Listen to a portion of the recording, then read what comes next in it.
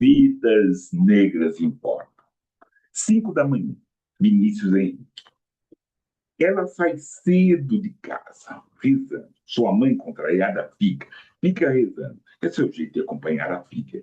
Às 5 da manhã, vai saber o que pode acontecer. A rua é escura no sentido ruim da palavra. Vazia, fone alto, falsos atos.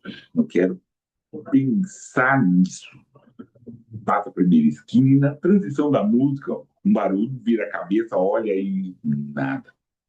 Realmente podia ser, mas ela caminha mais rápido. Mais mesquina e a rua sem saída, mais escura, mais vazia. Cada passo se destaca no silêncio. E a ansiedade ataca na maldita hora de entrar no beco. E se não fosse o único caminho, eu nunca atravessaria ali naquele horário. São 70 metros, que mais parecem 1 quilômetro. Pensa em Marielle, em Amarildo, em seu irmão, e começa a correr. O coração acelera, o beco se alonga, só mais um pouco e acabou. Chegou na avenida, na segurança do ponto lotado. O ponto lotado. Não foi hoje. 5 da manhã, Vinícius Henrique. Salve! Meu nome é Plínio Camilo. Eu tenho o prazer de apresentar Notas de Escurecimento de Gerações. E hoje eu ofereço essa conversa para Valéria Almeida, Vinícius Henrique e ao meu irmão Paulo Rodrigo. E eu tenho o prazer de apresentar Renato Basquiat. Salve, Renato! Bem-vindo, querido. Muito obrigado pela sua gentileza. Salve, salve, meu irmão, meu grande Plínio. Tudo bom? Tudo, querido. Feliz de você estar aqui. Bem-vindo. Muito obrigado pela sua presença, querido. Eu que sou muito grato, porque já te sigo, né? Já te acompanho. E quando eu vi a tua mensagem, eu fiquei assim, nossa, não, é verdade, é verdade. Eu fui digerindo, né? Porque, assim, é muito legal quando, pô, curto muito seu trabalho, e aí receber esse convite para participar, pô, isso daí foi demais. Sou muito grato, muito feliz com o convite. Então, deixar assim bem escuro para todas e todos. Há muito tempo estou vendo, olhando, vendo, apreciando o trabalho do Renato, e aí consegui conquistar uma oportunidade de chamá-lo e convidar. Renato, por favor, se apresente, por gentileza. Eu sou Renato Basquiat, sou professor de sociologia, de filosofia, né?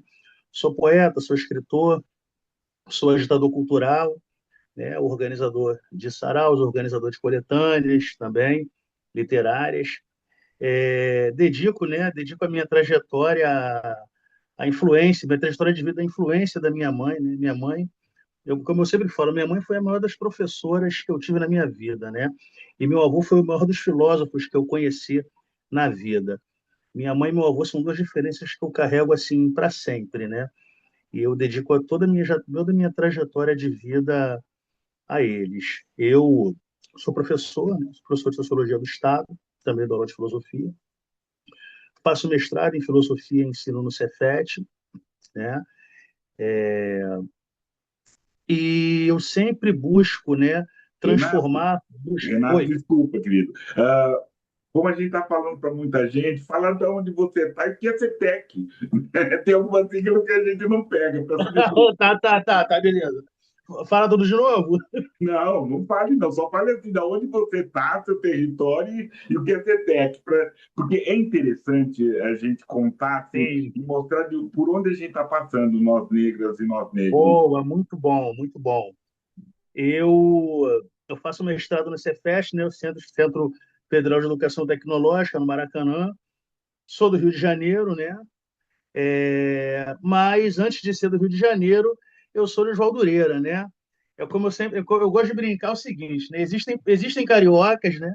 Existem moradores do Rio de Janeiro e existem os moradores de Osvaldureira. Eu sou um homem abençoado porque eu moro entre Oswaldo Cruz e entre Madureira, na divisa, né? Centro Cultural do Sul, capital cultural do subúrbio, capital cultural do samba, e eu sou uma pessoa muito feliz em fazer parte aí dessa história, né? Em fazer parte desse território aí chamado Oswaldureira, né? Como eu sempre assino nas minhas poesias, no meu texto, Renato Basquiat, diretamente de Oswaldureira. E eu sou professor, né? Sou professor do Estado. Eu Gosto muito de utilizar arte na sala de aula, né? Gosto muito de utilizar poesias, utilizar teatro, utilizar o cotidiano dos meus alunos, né? Uma vez que eu sou professor dentro de uma comunidade carente, eu dou aula dentro do Morro do Chapadão, e uma coisa que favorece, de certa forma, a minha disciplina, porque eu trabalho sempre com elementos do cotidiano dos alunos, elementos do cotidiano das crianças, e isso, de certa forma, acaba facilitando, né, eu trabalhar determinados temas.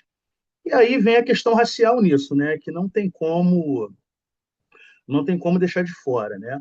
Uma vez que a gente trabalha dentro de uma comunidade carente, dentro de uma favela, um morro, né, frisando bem que é morro, favela, eu gosto muito sempre de deixar essa nomenclatura, e a maioria, né, a maioria das pessoas são pessoas pretas, né? E o que que acontece? A discussão racial é muito latente, é algo que acontece a todo momento. É algo que eu procuro estar sempre transversalizando nos meus conteúdos, né? Não somente dedicando o 20 de novembro ou o mês de novembro, não. É preto a todo momento, todo momento. Não apenas não sou preto por um momento, por um mês. Sou preto a todo momento. Então, eu procuro estar sempre utilizando autores, autoras, né? Referências afro-indígenas, referências negras, referências indígenas, para poder justamente impor, né? Implementar a diversidade na sala de aula. E isso eu valorizo bastante. A minha história, falar um pouco da minha história com a literatura, que é muito legal. Eu gosto muito de contar a minha história. Eu, nos idos da quinta série, se eu não me engano, na quinta série primária, isso mesmo, quinta série primária, eu estudei no colégio Mário Pena da Rocha, em Honório Gurgel, um colégio que eu amo de paixão, tenho memórias maravilhosas, afetivas, muito grandes. E a professora pediu a gente para fazer uma redação. A redação era tema livre. Pois bem, eu estudava ali na Mário Pena, colado, na favela do Palmeirinha, e eu olhava mesmo, tinha um cotidiano, né? E eu falei do meu cotidiano. Entreguei a redação, chamaram, pediram para aguardar, a professora falou, nós te aguarda um pouquinho depois da saída, tá? Que a gente vai conversar. E aí, minha mãe não estou vendo, passou, minha mãe está na direção lá, eu estou aguardando, sentadinho, aquela coisa, né? Chegou em casa, minha mãe botou sentado e falou, filho, tá te faltando alguma coisa? Mamãe tá te desagradando em alguma coisa? Eu nunca mais vou esquecer isso, nunca mais. Por quê, mãe? Filho, que redação foi essa? O título da minha redação foi Tenho Medo de Passar Fome. E eu simplesmente relatei aquilo que eu vi. Eu relatei o que eu via, eu relatei o que eu vi alguns coleguinhas passando, e eu escrevi. E isso gerou um grande problema, porque a escola achou que eu sofria maus tratos. E chamaram eu para conversar, porra, foi um lelê do caramba. E a minha mãe, né, porra, professora, pedagoga, uma educadora, ela me acolheu. Ela não gritou, não brigou, não me bateu. Ela me acolheu e falou: filho, você gosta de escrever, né?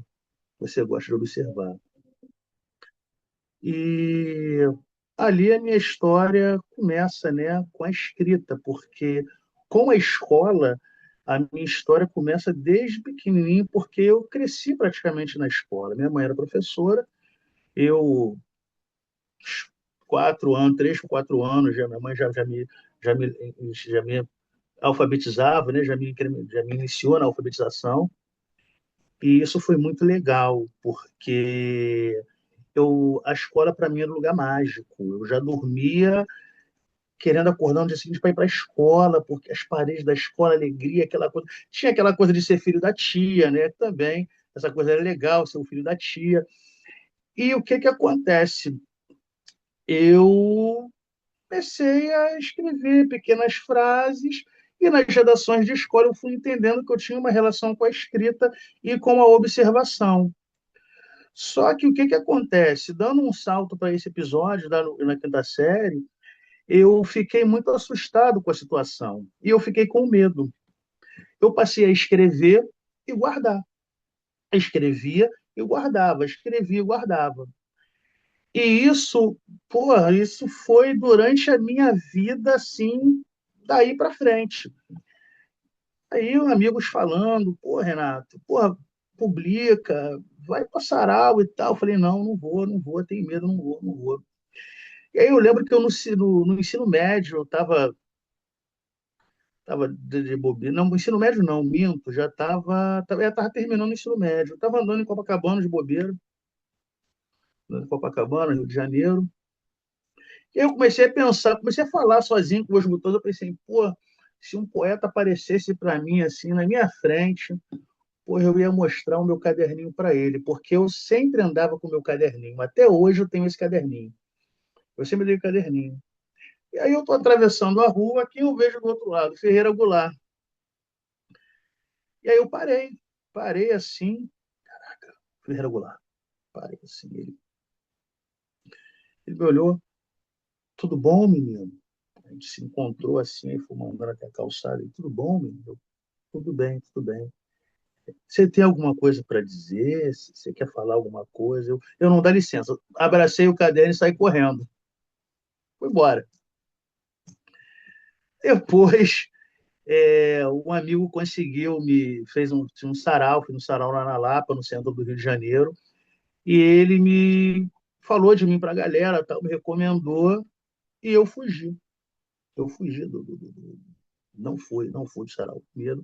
Eu gostava muito de ficar ali antigamente na Lapa, tinha a Batalha do Conhecimento, que era a batalha de hip hop, a galera ia, fazia aquela troca de frases, eu gostava muito de observar, eu gostava de olhar, observar, eu tinha vergonha de versar, mas eu escrevia, e eu ficava naquela observação. Os anos foram passando, chegou nos idos da pandemia, uma grande amiga chamada Rosana Rodrigues, que é minha madrinha literária, falou: Renato, acho que você tem que participar, né, de uma coletânea que eu organizo e tal, vamos publicar e tal um texto, né? E aí eu, caramba, eu vou publicar pela primeira vez na minha vida, eu já formado, já em pandemia, já homem velho, os meus fantasmas voltaram. Eu falei, cara, como é que eu vou publicar um livro? Como é que eu vou fazer isso? Não, publicar um livro, poesia, mas e se não gostarem, e se acharem que é feio? E então eu publiquei. Eu publiquei. O nome do livro foi Que Toda Palavra Dita e Escrita Seja Amor, no sarau que a Rosana organiza, e foram poemas somente de autores pretos. E eu publiquei um poema que eu estava na Central do Brasil, eu olhei uma senhora, tinha uma senhora grávida, moradora de rua, em situação de rua, agonizando, e ali eu escrevi sobre aquilo e publiquei esse poema. E daí para frente aconteceu um turbilhão de coisas na minha vida, né? Os convites começaram a acontecer, as pessoas descobriram que eu escrevia, e aí eu comecei a fazer uns testes. Eu postava poesia, deixava um dia no Facebook e apagava. Não tinha nem Instagram. Deixava um dia no Facebook e apagava. Deixava um dia no Facebook e apagava. E aí a galera, cara, vamos começar a pensar em entrar para esse mundo literário, né, cara? Você já é professor, pô, como é que você tem vergonha e tem medo? Se você é professor e você tem medo de falar em público, de expressar tudo aquilo que você conhece, que você faz, e aí foi. Participei de uma outra coletânea da Rosana e a coisa começou a mudar porque eu passei a participar de eventos literários, passei a palestrar em eventos, passei a ir a escolas, a coisa foi tomando uma proporção e aí eu tive a felicidade de organizar a minha primeira coletânea, que foram os Contos de Amor Preto. Eu e Rosana Rodrigues. Nós lançamos na Bienal do Livro, na penúltima, antes da última Bienal, penúltima Bienal. A gente lançou os Contos de Amor Preto, onde somente autores pretos, falando de amor, né? Uma discussão muito interessante, porque é muito difícil, né? Pretos falarem de amor, né? Sobretudo nós, homens pretos, falar de amor. E o meu conto foi sobre a história de amor do meu avô e da minha avó, né? Que são meus grandes referenciais de vida, né? Meu avô conhece minha avó ainda na juventude e viveram juntos assim, posso dizer que para sempre, né? E eu passei até a minha forma de olhar, de não olhar a vida, a minha forma de trabalhar em sala de aula, ela foi se lapidando com isso. Eu passei a valorizar mais a literatura em sala de aula. Eu passei a trazer mais a questão musical, mais a questão artística. Então, essa minha entrega para o mundo da literatura, para o mundo literário, o mundo da poesia, sobretudo, né, foi algo muito importante para a minha vida. Foi, não, é algo muito importante para a minha vida, porque a partir disso a gente começa a ver a importância, né, de ser uma referência, né, ser uma referência para crianças, ser uma referência para crianças pretas, né? Eu costumo dizer nas palestras que eu faço, em escolas ou lugares que eu vou palestrar, eu digo que eu sou um sobrevivente, né? Eu sou um homem preto de 44 anos, tenho uma família, sou funcionário público e eu não morri. Eu ultrapassei todas as estatísticas, né? Eu sigo todos os dias contrariando as estatísticas. Morador do subúrbio, eu sou morador do subúrbio, né? Onde a gente sabe que o subúrbio do Rio de Janeiro ele é muito violento, né? Há uma violência muito grande por parte do Estado, há uma violência social, há uma violência cultural, há uma violência, sobretudo, racial, muito grande. Então, eu venho sobrevivendo ao longo dos meus 44 anos a essas estatísticas dolorosas que a gente vê o povo preto passar. E eu me sinto muito orgulhoso, né, de estar a cada dia, né? E a sala de aula, de certa forma, ela acaba sendo o meu lugar, né? O meu axé, né? O meu ebé, o meu ilê, onde eu me fortaleço, né? Com todos os problemas de geração, todos os problemas que a gente tem com alunos, mas um lugar que eu sempre vou privilegiar muito e vou respeitar muito, que é a sala de aula. Às vezes você está dando uma aula para 50, para 30, para 20, dois, três ou cinco estão absorvendo, mas em algum momento esse trabalho ele vai mostrar o seu resultado. Em algum momento, esse aluno vai se sensibilizar ou se lembrar de uma palavra que foi falada, ou de um poema que foi citado, de uma música que foi citada. Eu gosto muito de trabalhar poesia em sala de aula. Às vezes eu levo poesias próprias e incito os alunos a escreverem em suas poesias. Isso é algo que me faz que me faz sentir completo. Acho que a palavra é essa. Eu me sinto completo, eu me sinto pleno, né, na sala de aula. Tanto que o meu objeto de trabalho, de pesquisa, é a sala de aula, né? Eu pesquiso ensino de filosofia, né? Sala de aula e o que é filosofia, sala de aulas e produção de deveres e potências, né? Onde a sala de aula é o meu grande objeto de estudo e a construção da filosofia no cotidiano da sala de aula. Como a gente vai pensar a filosofia na sala de aula, que é algo maravilhoso, é algo que é infindável, né? É um, é um campo assim vasto de pesquisa, um campo vasto de estudo, porque é de um enriquecimento muito grande, porque até eu mesmo aprendo com os meus alunos. Não, isso é Até eu bom. aprendo. Porque o ser professor, o professar, ele não é, né, converter, ele é formar. Né? Então, a formação ela demora um pouco, ela tem o seu tempo. Né? Conversão você faz aí, é o raio que cai. Mas o formar é outra coisa. Mas antes, eu perdi o time, você falou dos seus inscritos. Né? E aí, você pode apresentar alguns, né, cometer alguns Com inscritos certeza, para gente, por gentileza?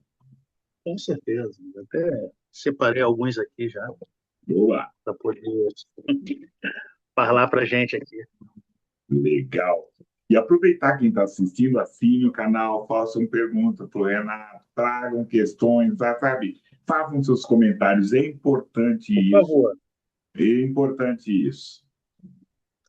Eu gosto muito de falar de amor preto, falo muito de filosofia, falo de inquietações filosóficas. Deixa eu ver aqui, um de amor. Aproveitar que a gente está na Semana dos Namorados, né? Opa! Oba! Vamos falar de amor. Sempre é bom falar de amor. Oh, necessário. Cadê? Poesia de Renato Basquiat intitulada Lado a Lado. Bom dia, minha vida. Bom dia, minha rainha. Bom dia, minha senhora. Alegria do meu ser. Alegria ao qual meu ser venera, se entrega e adora. Boa tarde, minha vida. Boa tarde, minha menina.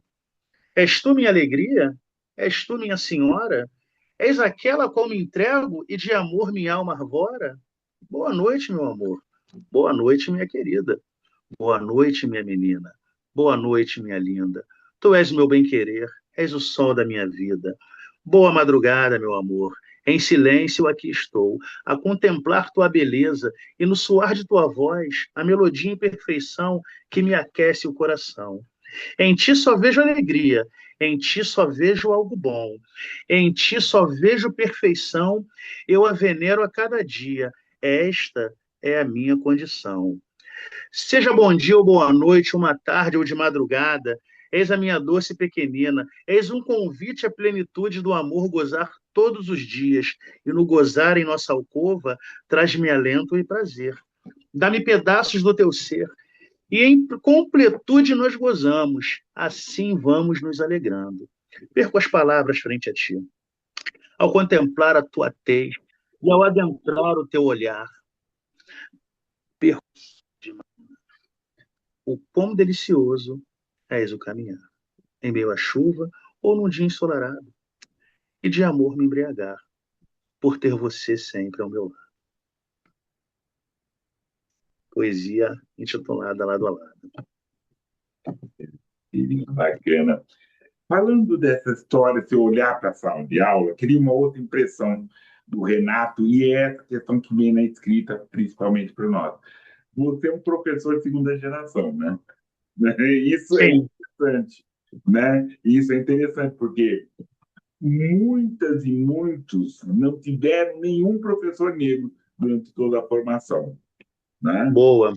E aí você é um e você teve esse outro e outros tiveram porque tiveram sua mãe. Como que é esse espaço desse ser professor segunda geração? Desculpa, eu inventei esse termo, mas é assim, é essa ancestralidade dentro desse professor. Rapaz, é muito importante você tocar nessa pergunta. Eu lembro que eu tive três professores negros ao longo do meu primário que me marcaram. Um foi o seu Francisco de História.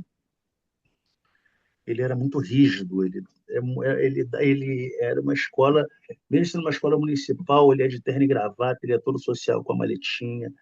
O seu Francisco, ele era incrível, ele era incrível. Porque, assim, é a imagem que eu vejo, né, daquele homem negro, bonito, bem alinhado. E aí hoje eu consigo entender, né, as pessoas, os colegas, as crianças debochando dele, eu olhava assim, cara, eu achava o máximo. Falei, cara, que isso, cara bonitão, tão, eu ficava olhando aquilo. E tinha também a dona Rosângela, que era de língua portuguesa. A dona Rosângela, ela trabalhava muita música com a gente, música, samba.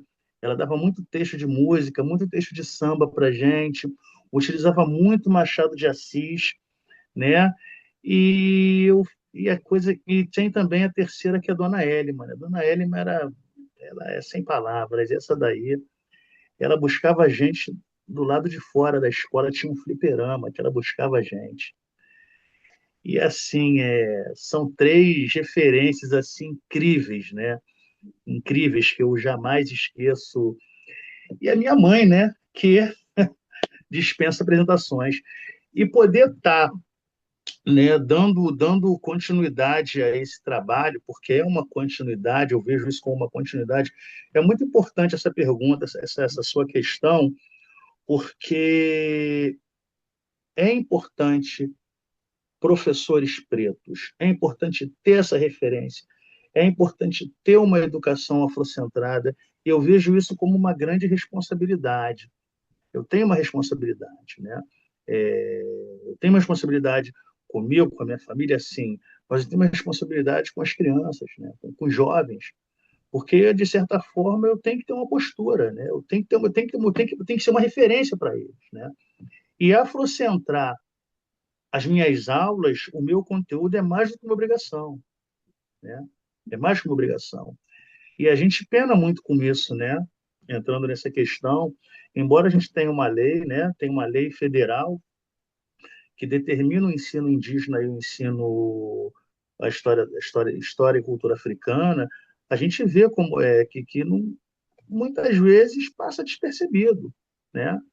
Então a militância ela tem que ser constante, seja dentro da sala de aula e fora da sala de aula.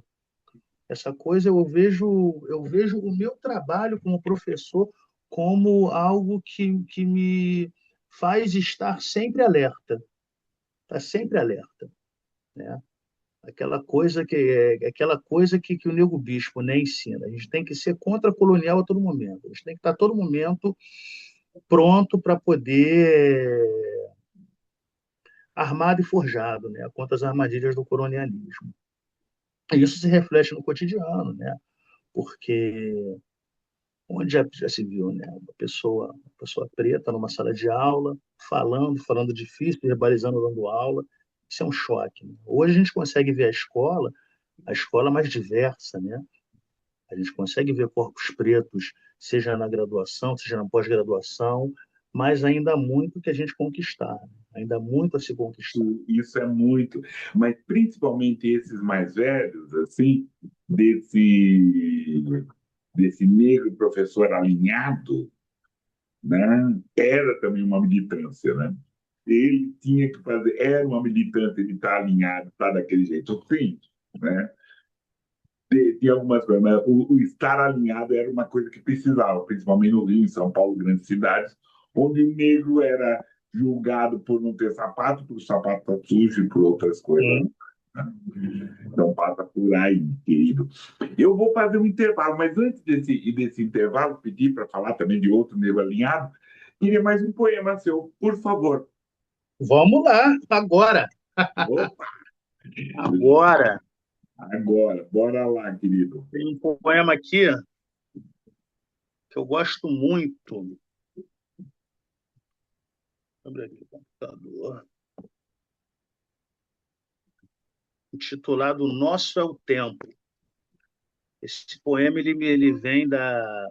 Eu assisti um documentário de Mãe Estela de Oxóssi, intitulado Nosso é o Tempo, né, onde ela estava relatando, né, o que ela passou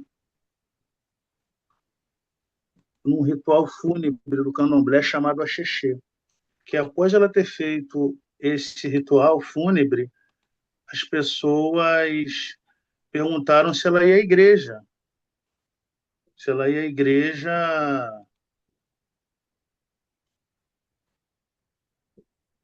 para poder rezar pelo corpo. E ela falou: não, tenho que ir, né?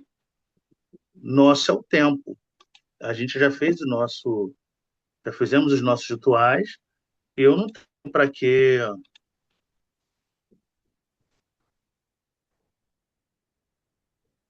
estar prestando novas homenagens dentro de uma estrutura colonial. Eu vou ler para a gente aqui esse poema. Deixei ele separado. Não sei por que não está abrindo aqui, mas eu vou achar ele e eu vou ler para a Não, gente. isso acontece, né? Quando a gente está fazendo essas facilidades da Isso tecnologia, acontece. essa história. Bora, quando quiser, Está querido. abrindo aqui. Vamos lá. Beleza. Bora, tu vai ter que abrir, cara. Não tem jeito, vai ter que abrir. Então vai. Nosso é o tempo. Não, Vamos vai lá. do tempo, a gente papeia, papeia. Fez uma expressão, né? O filho da tia. Como que é essa expressão na escola, seu filho da tia? O filho Como que da é? tia. O filho da É, tia é muito legal, né? O filho da tia. E a tia trouxe o filho dela, o filho da tia. Era legal, porque as, as crianças. Eu não estudava na mesma escola que a minha mãe trabalhava. Então, quando eu ia para a escola da minha mãe, aquilo era uma diversão, era um lugar de brincadeira. E depois ia para a escola.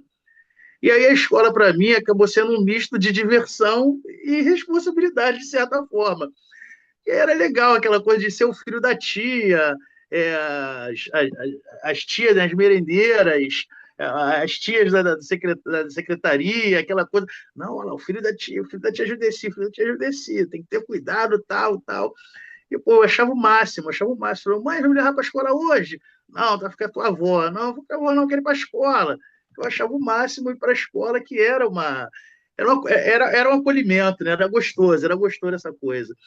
E tá aí, isso de certa forma influenciou muito a minha escolha, né? Minha mãe perguntou, em um determinado momento da minha juventude, ela perguntou: filho, o que que você vai fazer aí? Eu falei: não, eu quero fazer faculdade e tal, e quero ser professor que nem a senhora. Ela, tem certeza? Eu falei, sim, tenho certeza.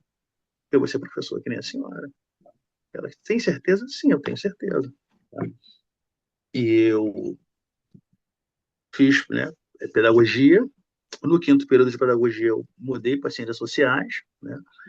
Depois de sociais, fui filosofia, e aí me tornei o tio, né? Me tornei o tio. Mas é muito legal essa coisa de ser o filho da tia, né? É uma lembrança afetiva muito grande que eu tenho, muito legal, né? Esse acolhimento, essa coisa. Acabou sendo também uma influência nas minhas escolhas. Tá preparado aqui, tá aberto aqui certinho. Plínio, pode mandar? Pode declamar, por favor, verse. Vamos lá. Poesia intitulada Nosso é o Tempo, de Renato Basquiat.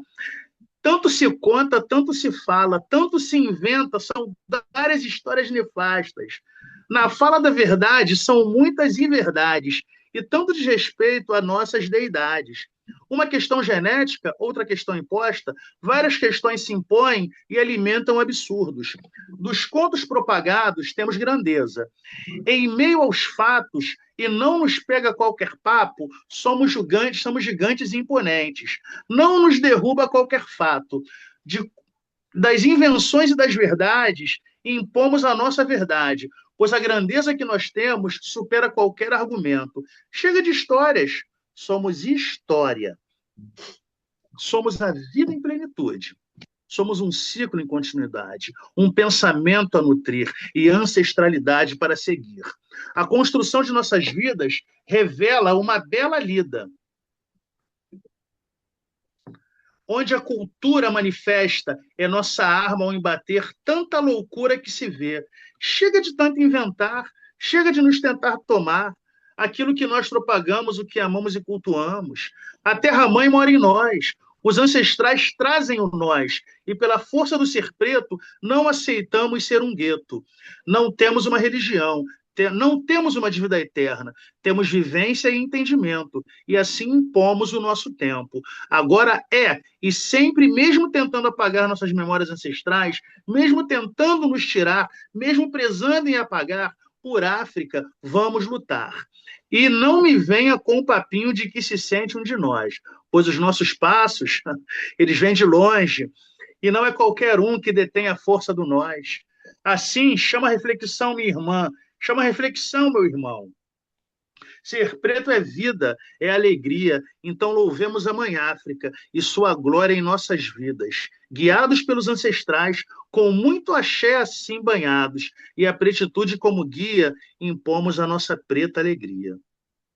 É isso. Nosso é o tempo. Beleza, querido, beleza, agradeço.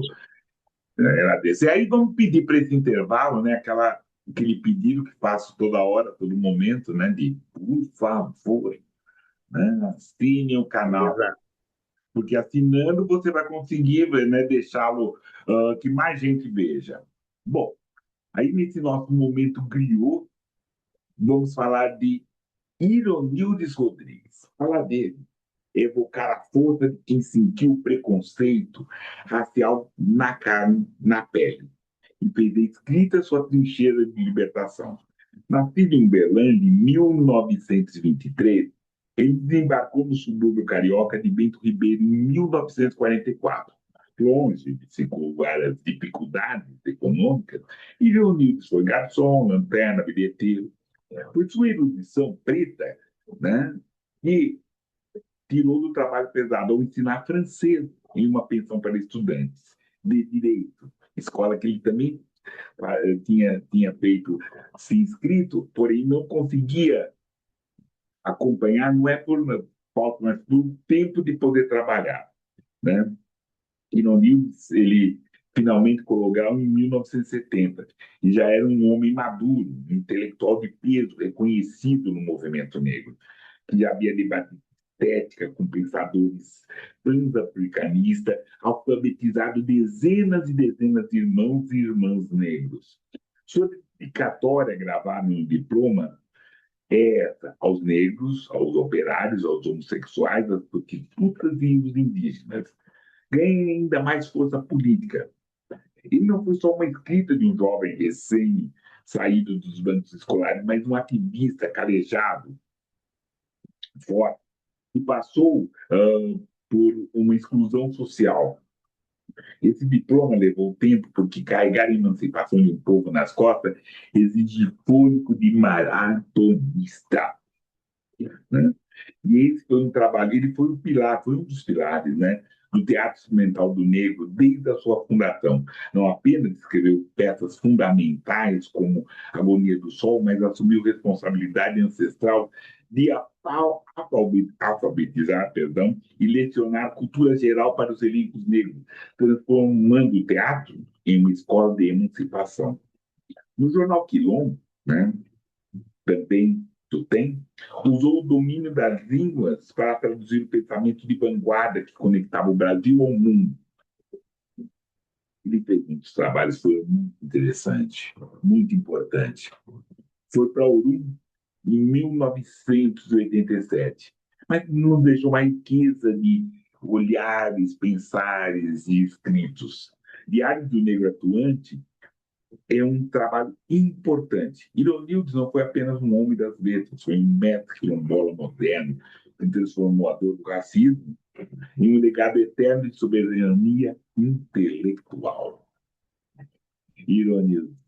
E aí a gente continua a conversa, meu querido. Opa, é muito importante, né, você falar da trajetória de Ironildes, né? Bento Ribeiro, um bairro vizinho ao meu, né? E essas adjacências, né, de Oswaldo Cruz, Madureira, Bento Ribeiro, né, tem uma população negra muito forte, né? São bairros muito negros, né? E eu não vivi isso, né? Eu sou da década de 80, né? Na Portela tinham os bailes black, tinham as reuniões, né? Tem o grupo que hoje eu ainda, né? Eu vivo hoje trocando com os amigos, meu grande irmão, que é o Aguibara Dudu, né? Que é uma grande referência cultural no bairro do João do Cruz e Madureira, né? Um bloco afro carioca que vem exaltar a beleza negra, vem exaltar a nossa história ancestral, né? E é um bairro que tem uma outra adjacência de Bento Ribeiro, Madureira, que é o lugar onde que tem a Serrinha, né? O lugar onde acontece o jongo da Serrinha, né? O Morro da Serrinha tem uma questão muito forte com o jongo, né? Tem as macumbas, os candomblés, né? Enfim, as adjacências de Bento Ribeiro, João do Cruz, Madureira, né? Esse corte ali para essas é um local onde pulsa a cultura negra, né, cara? É algo que, assim, às vezes passa muito despercebido, né? Por mais que se tenha mídia, por mais que se faça, por mais que a gente fale, né? É uma reflexão que a gente tem que fazer muito importante, porque não tem como a gente pensar, né, a história do Rio de Janeiro sem pensar nessa ligação direta que a gente tem com a terra-mãe África, né, essa influência, né, Não, já disse e já ironia, Mário Garcia, não dá para pensar no Brasil sem a história do negro. Nós não temos tem a história do como, negro sem o é Brasil, mas não o Brasil. impossível, É impossível. é impossível, é E, impossível. e é isso, né? Tem várias histórias, tem vários pilares, tem vários caminhar de negros e negras importantes que bateram terra para a gente estar, como a gente também está batendo terra para Com o, certeza, né? com E certeza. mostrando cada vez mais que nem todo negro é igual, não somos uma massa monolito negro, mas somos negros diversos que nos complementamos, que nos criamos, né? Então E você fala de Euronildes é muito importante, porque a gente olha para trás a importância, né, da história preta nesse país, né? Tem um livro da Nilma Nilo Gomes chamado Movimento Negro Educador. Como o movimento negro foi importante para a educação brasileira, né? com Como ele certeza. foi, não, como ele é importante, né, para a educação brasileira. Porque se hoje se eu tenho uma faculdade, se hoje eu boto uma bata, se eu deixo meu cabelo crescer, isso é fruto da luta do movimento negro. Né? Se eu falo em sala de aula com ousadia, com autoridade, isso é fruto da luta do movimento negro. Porque a gente jamais pensou em ver esse batalhão de homens e mulheres pretas formados, né, e formadas, né, e propagando o conhecimento, né, é muito importante a gente tá pontuando. Esse Não, e se momento você griot permite é muito uma, importante. uma observação, é por causa dos movimentos negros. Porque, se a gente for lembrar, você deu esse exemplo da Portela, dessa formação, se a gente lembrar dos clubes negros, desde antes da Sim, abolição, todos os clubes negros aqui em São Paulo, no Rio, no Brasil inteiro, que também foi um espaço de formação. Então, nós tivemos sim. diversos movimentos negros que foram formadores. Um movimento formou o outro, que formou o outro, e esse movimento negro, assim, que ousa pensar, entendeu? Desde as fugas, né? Desde as fugas foi um movimento negro, porque a gente só está vivo porque, sabe? São movimentos, né? E assim, Então, a militância é constante. A gente milita com o nosso corpo, com a nossa roupa, com a nossa fala. É, às vezes a pessoa olha, o cabelo, a vestimenta, já está se passando uma mensagem, né? São sim, movimentos, realmente, são movimentações que acontecem que são muito importantes, né? Ser pontuadas, né? Como sim. você bem trouxe nesse momento griot, coisa Nós, importantíssima essa memória. e é assim, o movimento negro precisou que muitas e muitos negros e negros fizessem isso, andar de terno, gravata, sapato engraxado, né? E eles todos fizeram para a gente poder andar de bata, para a gente poder andar de black, né? Eles fizeram por ele, para Mas é sobreviver. verdade, né? Graças à sobrevivência dele estar lá de pastinha e tá com aquele cabelo net que toda aquela questão toda, assim, para a gente poder estar de dread, poder fazer essas outras coisas. Essa coisa de andar arrumado, andar perfumado, para a gente é uma estratégia de sobrevivência até, né? Sim, Para a era. gente é sobrevivência. Quantas vezes a portinha do banco não parou? Quantas vezes nós É, somos seguidos no shopping? Quantas vezes a gente. É absurdo, a gente tem que se arrumar todo para poder ir numa loja e tal, e mesmo assim a gente passa o constrangimento, né? Essa vulnerabilidade dos corpos negros, né? E hoje a gente consegue, com todos esses problemas, a gente consegue ver uma juventude muito bem mais afrocentrada, né? Esse processo de afrocentralidade, essa afroperspectiva que a gente tem de vida, é muito importante, essa pretitude, como eu falo, né? Eu chamo de pretitude também, essa coisa da gente impor a nossa pretitude, isso é muito importante, né? Ver crianças, ver já jovenzinhos já iniciando já com discursos, tendo, né? Uma coisa que a minha geração, infelizmente, ela sofreu muito com isso, né? A minha geração, os nossos referenciais de beleza na televisão, na teledramaturgia, né? É um choque muito grande, a referencial de beleza. Hoje, não. Hoje a gente consegue ver, mesmo tendo problemas, a televisão ela é mais colorida, ela está mais preta, né? A mídia ela está mais preta. Tudo bem que muita coisa é moda, é estratégia, mas eu sempre valorizo o corpo preto em evidência, sendo referencial. Sempre procuro tirar algo ali de bom, de referência, com todos os problemas midiáticos e de moda, né, que a gente atravessa, que a gente vê. A luta negra é uma luta de capoeira, né? A gente não pode, assim, tudo bem. Ele fraquejou. Se ele está fazendo de modinha ou não, eu vou meter o pé no peito, vou dar um rabo de arraia e ganhar o espaço. É modinha, É problema é da isso. senhora, mora. A gente vai. Então, a nossa estratégia, você bem falou, só estou pontuando, por gentileza, é uma questão de prontidão. A gente tem que estar de prontidão todo momento, até dormindo. A gente tem que estar de prontidão, porque a gente é preto até dormindo, né? Então, essa é uma questão de prontidão muito forte e que é a nossa luta de capoeira. É modinha, problema da modinha. Vamos aproveitar para permanecer, para angariar essas questões. É isso. Querido, vou pedir uma licença para você. Você tem mais um poema na mão?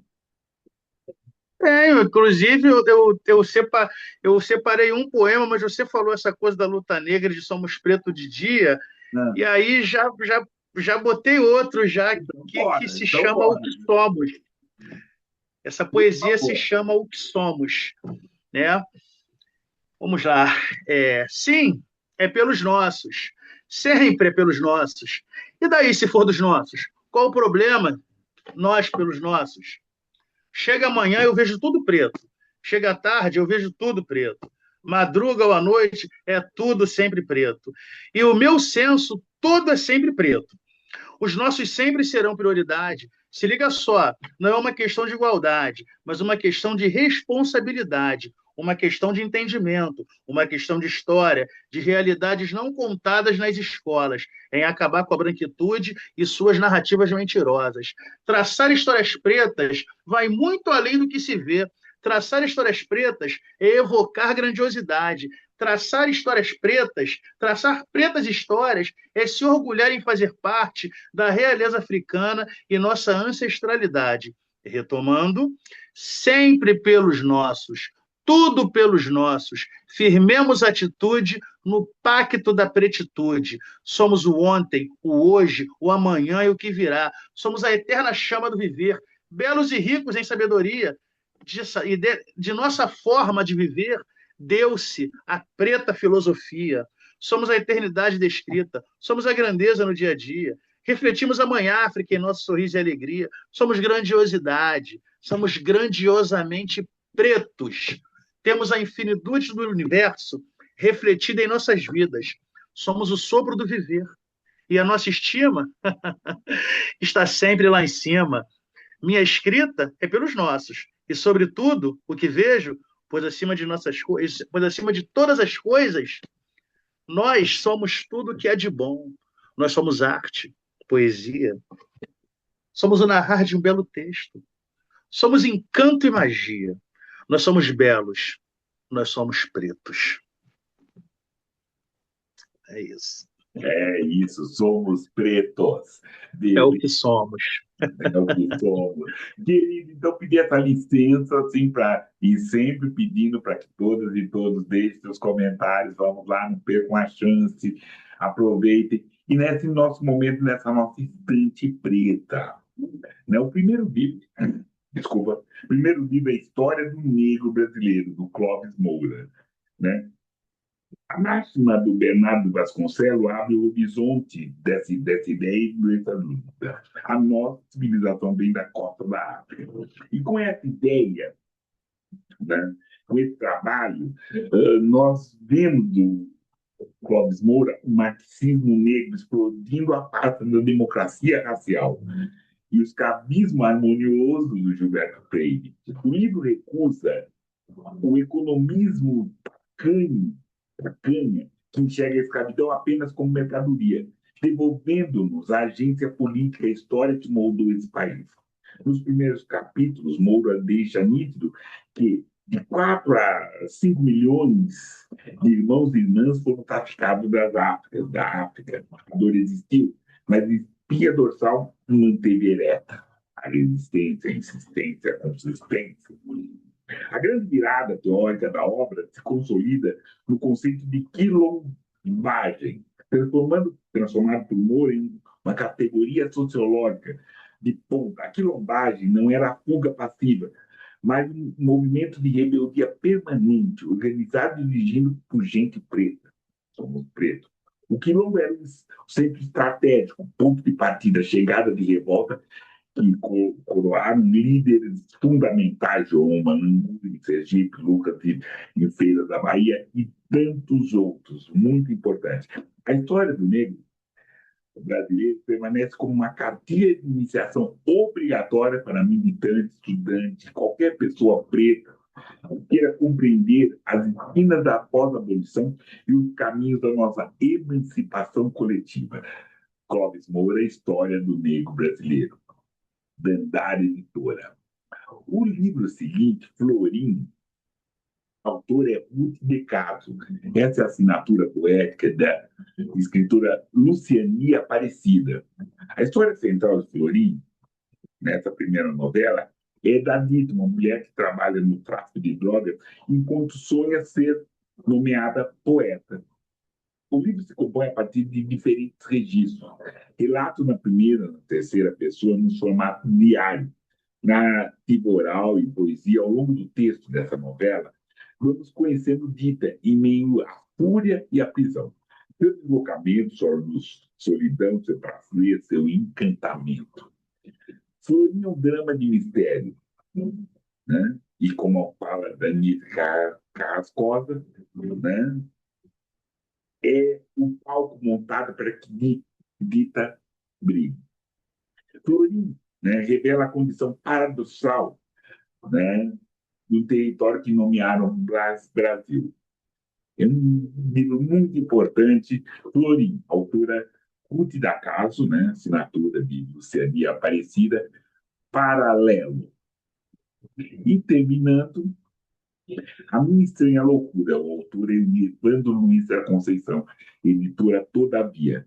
Essas histórias, elas prometem trazer à tona a intérpreta leveza e a naturalidade com seus protagonistas, em sua grande maioria, homens gays, negros e periféricos do Rio de Janeiro, além de alguns personagens trans que lidam com seus desejos, né? Com seus olhares, com seus amores sem freios, com as suas persistências inódulas. É um livro muito encantador e estranho, de Estranha Loucura, de Evandro Luiz da Conceição, editora Todavia.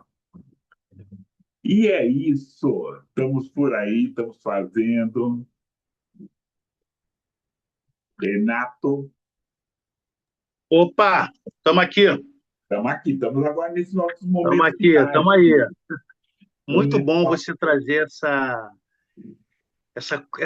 esse momento, né, literário, né? Porque não tem como a gente falar de literatura preta e não falar de Machado de Assis, né? Não lembrar da importância de Machado de Assis, né? Um homem negro, né, que foi embranquecido ao longo da história, né? E que, graças à luta, né? Graças à luta dessa movimentação, dos movimentos negros, a gente vê, né, a pretitude de Machado hoje ela sendo reconhecida e sendo evocada, né? Um homem que foi o criador, né? Um dos criadores de um espaço hoje altamente embranquecido, que é a totalmente. Academia Brasileira de Letras, totalmente embranquecido, né? E é importante a gente pontuar que Machado de Assis estava ali na fundação desse espaço. É importante pontuar que ele foi embranquecido, é importante pontuar que ele é um homem preto. Sim. Ele é o homem que trouxe a importância da escrita, a importância da observação pela escrita. A escrita de Machado ela é muito minuciosa, ela é muito provocante, né? É muito legal você trazer esse Machado para além dos textos, para a nossa reflexão e colocar ele em sala de aula, para além dos seus textos, mas evocando a importância da história preta, como você com estava falando certeza. aí, né?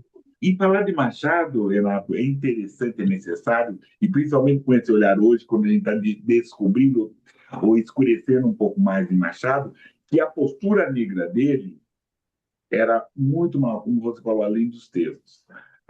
Nenhum texto ele falou que ele era branco, mas nenhum texto ele falou que era negro. Sim, mas Sim, o corte. Nós estamos falando de um homem do século XIX, né? No século XIX, sabe? Ele viveu o final do XIX e XX. Ele nasceu numa época em que negros e pretos eram escravizados. Então, é sim. uma outra luta. Né? É uma outra luta que ele tinha. Como Ironildes, que foram autodidatos, como Luiz Gama, como Astor. Luiz Gama, Nossa, sim. muitos e muitos. Assim, a luta era tanta. Só que também Maria Carolina, Maria Carolina, Carolina Maria de Jesus, Maria Firmina. E aí uma questão forte dele é assim, também foi trazido, o professor Eduardo traz muito isso, Eduardo Assis Duarte, e ele foi colaborador de vários jornais abolicionistas. Ele escreveu para vários jornais abolicionistas. Então, ele era negro nessa prática. Né? Ele era negro nessa prática. Então, ele tinha sim. uma prática negra muito forte. E é esse o exemplo. Não é só isso ou só aquilo, é fazer o máximo possível que a gente pode fazer. Então, é isso. Querido, também a gente está no final, mas vou pedir mais uma poesia sua. É possível? Vamos sim, vamos sim. Eu separei um texto para nossa reflexão. Um Por texto que favor. eu escrevi onde eu estava trabalhando, estava a trabalho, né? Estava viajando a trabalho, fazendo um trabalho, e dentro da minha própria equipe de trabalho, né? Eu fui vítima de racismo e houve uma tentativa de me constranger. Só que, porra, não vai me constranger e eu não vou, eu não sou o cara que vai ficar chorando, né? Eu sou o cara que vai para cima, com muita força sempre. Mas essa situação me deixou muito triste, muito chateado, né? Porque é muito, é doloroso a gente ver, a gente lutar. E agora, quando a pedra cai no nosso telhado, essa violência ela vem com uma força, né? Algo que a gente não. Porra, cara, caraca, agora estou passando, estou vivendo.